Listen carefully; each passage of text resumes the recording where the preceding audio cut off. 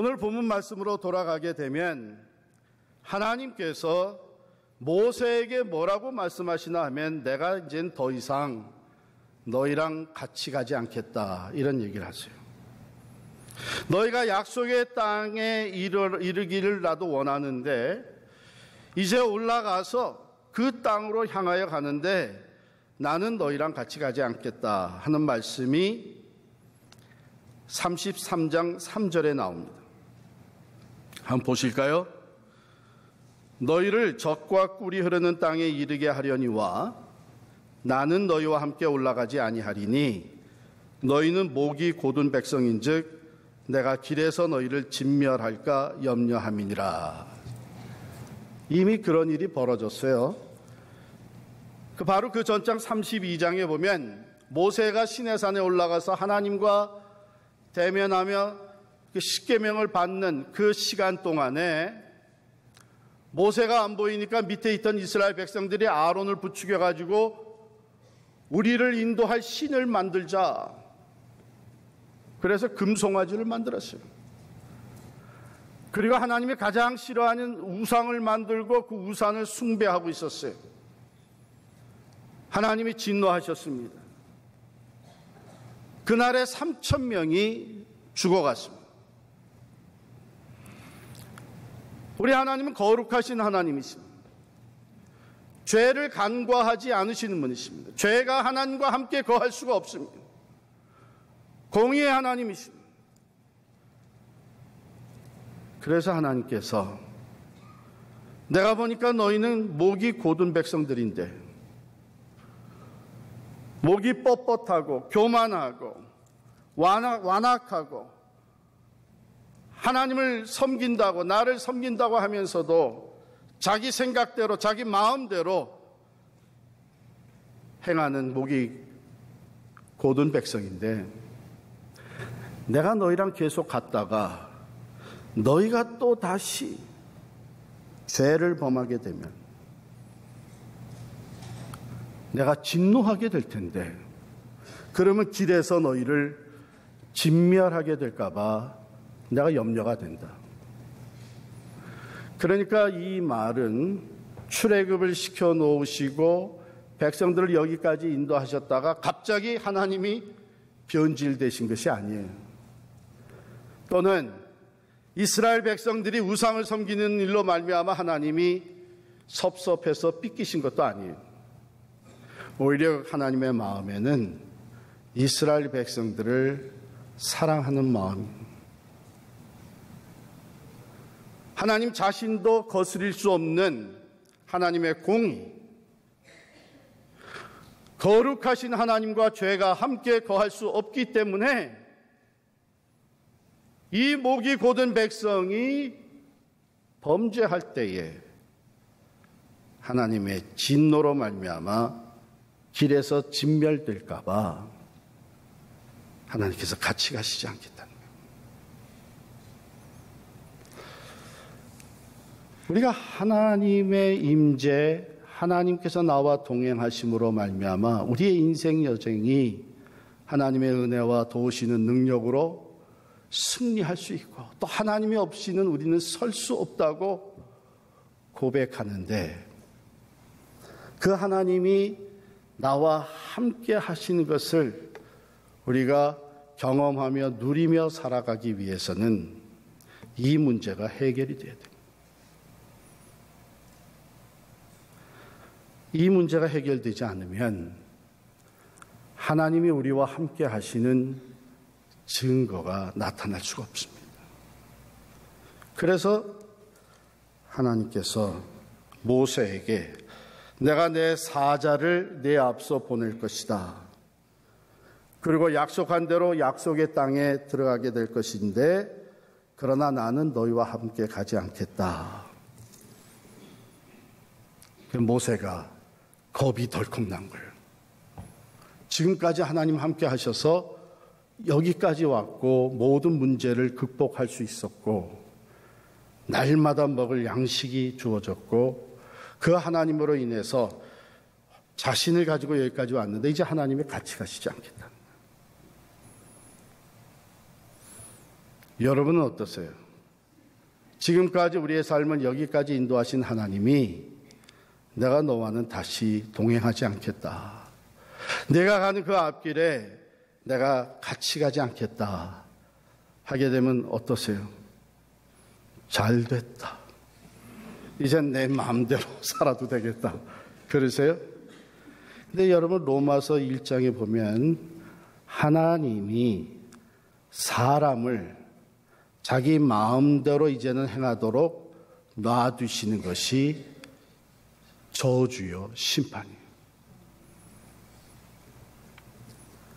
그렇게 될 때에 우리 인간은, 죄성을 가지고 태어난 우리 인간은 죄악에 더 깊이 빠져 들어갈 수밖에 없게 되고, 죄를 지면서도 죄를 깨닫지 못하게 되는 불가능한, 회복이 불가능한 상황에 스스로 이르게 될 수밖에 없습니다. 모세는 겁이 났습니다. 그래서 오늘 본문의 말씀이 하나님께 간절히 기도하는 거예요. 본문 12절을 보게 되면 모세가 여호와께 아뢰입니다. 주께서 내게 이 백성을 인도하여 올라가라 하시면서 나와 함께 보낼 자를 내게 지시하지 아니하시고, 주께서 전에 말씀하시기를 나는 이름으로도 너를 알고 너도 내 앞에 은총을 입었다 하셨사온즉, 만일 내가 참으로 하나님 앞에 은총을 입었다면 주의 길을 내게 보이시고 내게 주를 알리시고 주의 목전에 은총을 입게 하시며 이 족속을 주의 백성으로 여기소서, 이렇게 간구하여, 이렇게 간구를 시작할 수밖에 없었던 것이 33장 1절로 돌아가게 되면 하나님께서 좀 이상하게 말씀을 하세요. 모세에게 말씀하시기를 너는 네가 애굽 땅에서 인도하여 낸 백성과 함께 여기를 떠나서 내가 아브라함과 이삭과 야곱에게 준 땅으로 가라. 그러나 나는 너와 함께 가지 않겠다. 이렇게 3절까지 이어집니다. 전에는 내가 애굽에서 인도하여 낸 내 백성이라고 말씀하셨는데 지금 뭐라고 말씀하시냐면 내가 인도해낸 이 백성하고 가라. 표현이 이상하잖아요. 낌새가 좀 이상하잖아요. 그 모세는 그거 아니지 않습니까? 하나님, 이 백성은 내 백성이 아니라 하나님의 백성 아닙니까? 이 백성은 내가 인도해낸 것이 아니라 하나님이 인도해내지 않으셨습니까? 진정 하나님의 은총으로 말미암아 내가 이 일을 감당하게 된 것뿐인데, 그렇다면 이제도 하나님이 책임지셔야죠. 하나님이 이끌어 가셔야죠. 내가 어떻게 합니까? 하나님이 함께 가셔야죠. 만일 같이 가시지 않으려면 우리를 그곳으로 올려보내지도 마십시오. 이렇게 하나님께서는 그 모세의 간구를 들으시면서 응답하신 것이 14절 말씀. 여호와께서 이르시되 내가 친히 가리라. 내가 너를 쉬게 하리라. 이거 오해하지 마세요. 여기 쉬게 한다고 하는 것이 이제 목사가 곧 죽겠구나 그 얘기가 아니에요. 이것은 편케 하리라, 편하게 하리라. 내가 내 간구를 듣고 친히 함께 동행하면서 내 마음에 내가 이 사명을, 이 어려운 사명을 감당하는데 평화가 있게 하리라, 편케 하리라, 그런 뜻이에요. 할렐루야. 그러면 하나님이 왜 또 마음을 바꾸셨느냐? 이랬다 저랬다 하시는 하나님, 그게 아니에요. 다시 33장 4절로 돌아가겠습니다. 3절에서 하나님께서 나는 너희와 함께 올라가지 아니하겠다 말씀하시니까 이 준엄한 말씀을 들은 백성들, 모세를 통해서 이 이야기를 들은 백성들이 슬퍼하기 시작을 합니다. 한 사람도 자기의 몸을 단장하지 아니하였다 그랬어요. 단장하지 아니했다. 뭐냐면 그동안에 사용했던 그 장신구들이 있는데 그 장신구들을 하나도 사용하지 아니하고 하나님 앞에 슬퍼하였다. 이것은 백성들이 회개하기 시작했다는 거예요. 왜냐하면 5절 말씀에 보면 여호와께서 모세에게 이르시기를 이스라엘 자손에게 이르라 너희는 목이 곧은 백성인즉 내가 한순간이라도 너희 가운데 이르면 너희를 진멸하리니 너희는 장신구를 떼어내라. 그리하면 내가 너희에게 어떻게 할 것인지 정하겠노라. 그럼 이게 장신구가 이게 뭡니까? 아니 좀 이쁘게 보이려고 차려입었다고 여기저기 좀 걸었다고 그게 문제가 됩니까? 그건 아니죠. 이 장신구들, 그때서도 귀걸이나 팔찌나 목걸이나 이런 장신구들에게는 또 이 띠나 거기에 우상들을 새겼습니다. 그러니까 그것이 마치 수호신같이 여겨졌어요. 내가 이것을 달고 이것을 걸고 나가게 되면 안전하다. 그것이 수호신. 그러니까 하나님을 섬기는 하나님의 백성들이 하나님만 온전히 신뢰하지 아니하고 우상들을 또한 섬기고 있었던, 신뢰하는 것이죠. 그러다가 하나님께서 모세를 부르시고 모세가 시내산에 올라가서 더 이상 보이지 않게 되니까 그걸 참지 못하고 우리를 인도할 신을 만들어 달라고 아론에게 다구쳤어. 그래가지고 아론이 그러면 너희들 가지고 있는 그 장신구들을 가져와라 해가지고 그 금 다 모아서 만든 것이 금송아지. 우상을 만들었어요. 하나님께서 가장 싫어하는 우상을 만들었어요. 하나님께서 내가 다시는 너희랑 같이 하지 않겠다. 하나님이 원하시는 것은 온전한 믿음, 온전한 신뢰, 하나님 제일주의를 원하시는데 지금 이스라엘 백성들은 그렇지 않았던 것이죠. 자기네 생각대로 우상을 섬기고 세상을 의지하고 수호신을 달고 다니고 백성들이 하나님이 싫어하는 것이 뭔지를 정확하게 알게 돼요.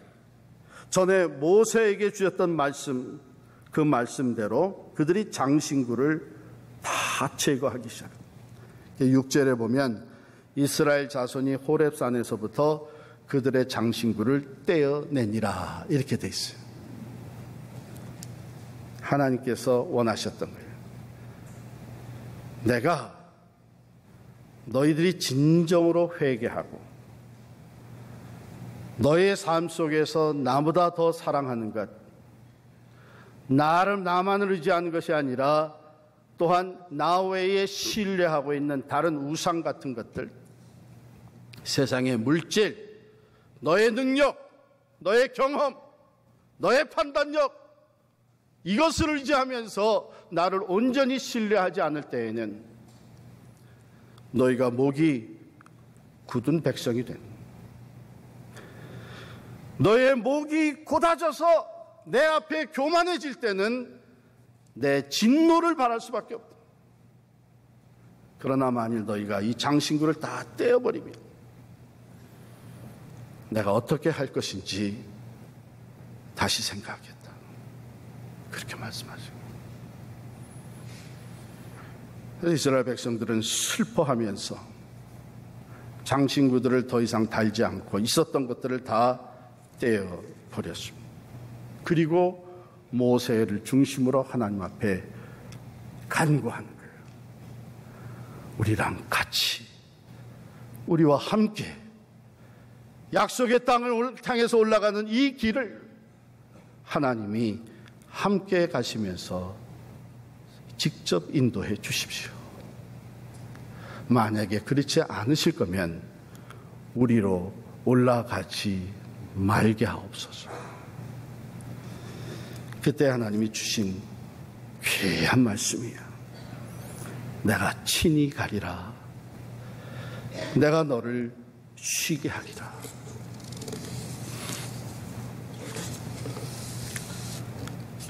하나님이 친히 함께 가시면 우리가 그 길을 잘 몰라도 괜찮습니다. 하나님이 길을 인도해 주십니다. 하나님이 친히 가시면 우리가 좀 부족하고 연약해도 괜찮습니다. 하나님이 우리의 능력이 되시고 우리에게 필요한 은혜를 베풀어 주십니다. 하나님이 친히 가시면 대적이 아무리 강할지라도 괜찮습니다. 전능하신 하나님의 구원의 손길이 우리와 함께 하실 것이기 때문입니다. 그런데 그 하나님을 온전히 신뢰하지 못하고 내가 내 길을 정하려고 하고 내가 내 힘과 내 능력을 의지하려고 할 때에 하나님은 우리에게 말씀하시죠. 그래?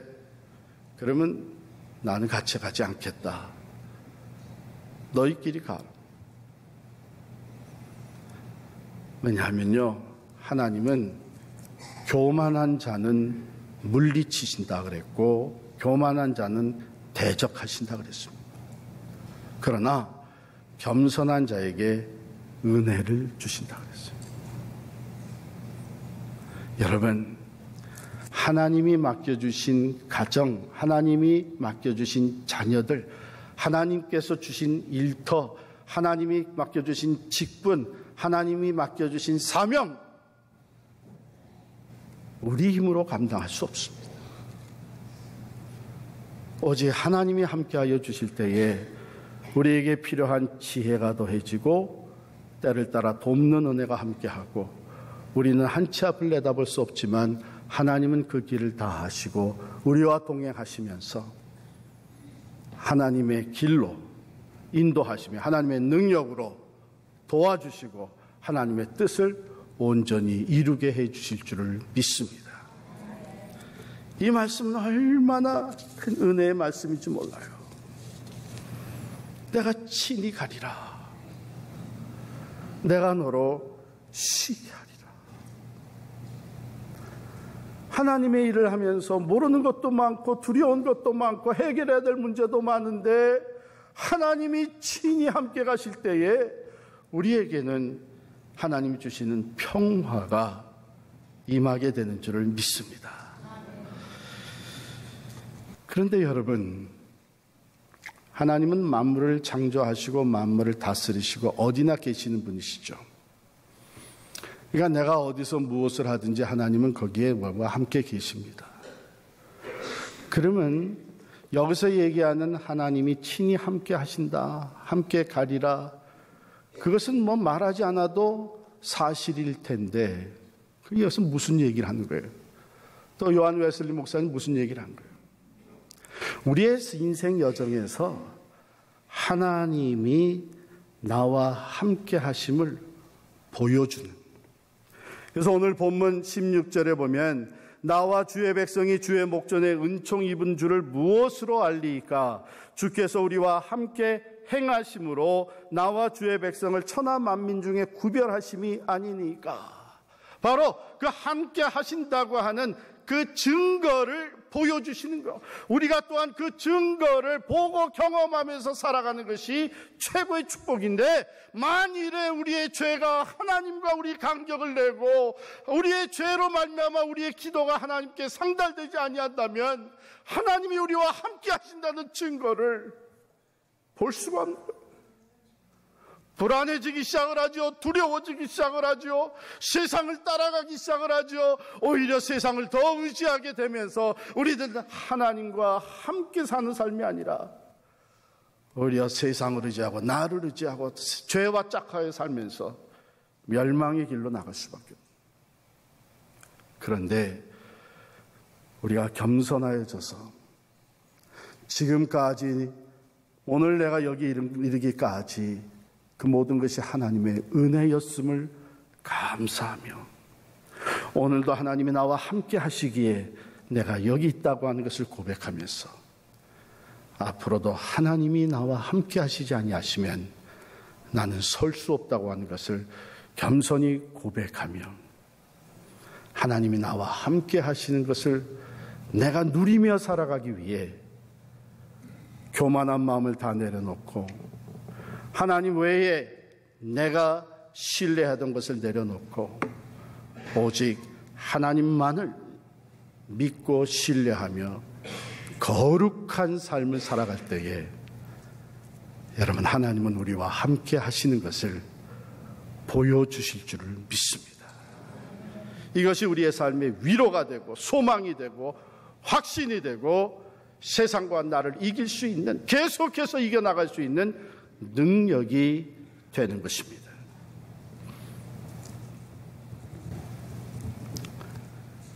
주님께서는 우리에게 약속해 주셨습니다.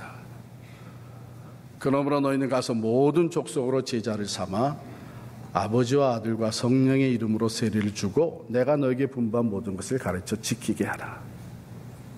귀한 사명, 위대한 사명을 주시고 약속하신 말씀이 볼지어다 내가 세상 끝날까지 너희와 항상 함께 있으리라.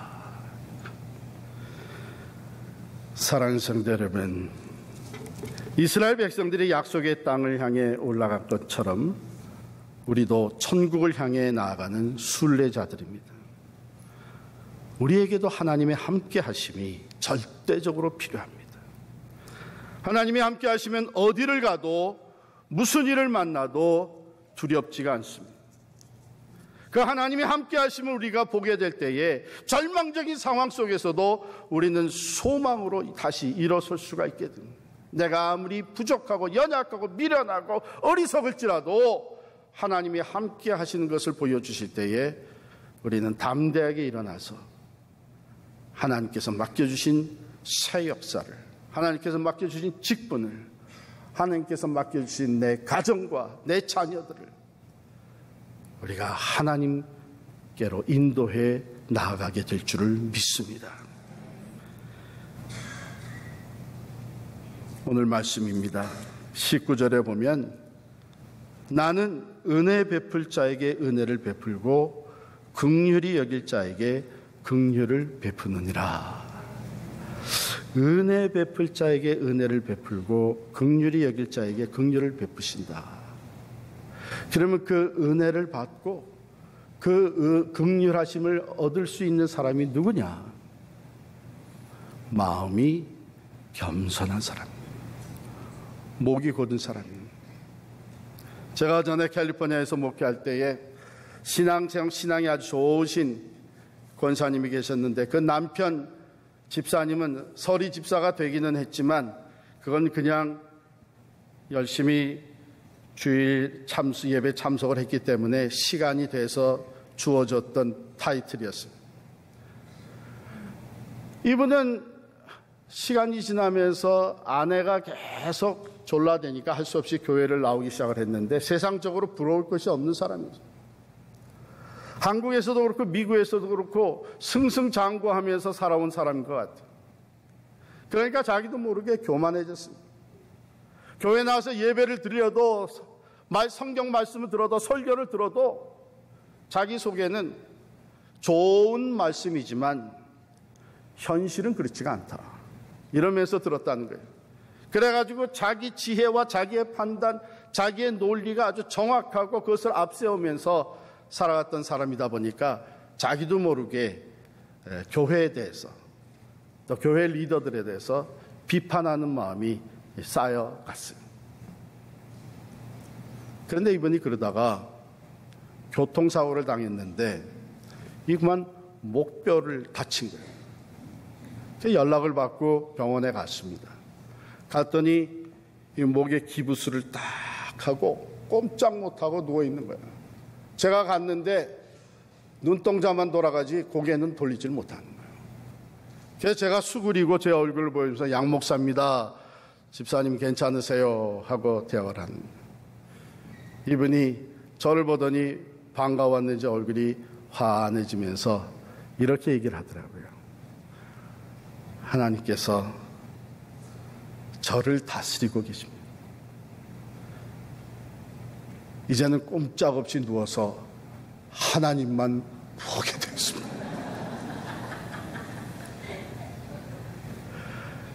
그러면서 하신 말씀이, 목사님 내가 너무 교만했습니다. 너무 교만했습니다. 그러면서 눈물이 쭉 흘러내리더라고요. 하나님 말씀입니다. 나는 은혜 베풀 자에게 은혜를 베풀고 긍휼히 여길 자에게 긍휼을 베푸느니라. 여러분과 저 우리 모든 사람들은 하나님의 은혜가 아니면 설 수가 없습니다. 그럼 하나님이 은혜를 베푸시고 긍휼을 베푸시는 자가 누구냐? 목이 곧은 사람이 아니라 겸손한 사람입니다. 사도 바울과 같이 나의 나 된 것은 하나님의 은혜로 된 것입니다. 내가 다른 사도들보다 더 많이 수고하였으나 내가 아니요 나와 함께 하신 하나님의 은혜로라. 겸손히 고백하며 하나님 제1주의로 하나님 외에 내가 더 사랑하는 것, 하나님 말고도 내가 신뢰하고 살아가는 이 모든 것들을 겸손히 내려놓을 때에 하나님이 말씀해 주십니다. 내가 너와 친히 함께 가리라. 내가 너를 쉬게 하리라.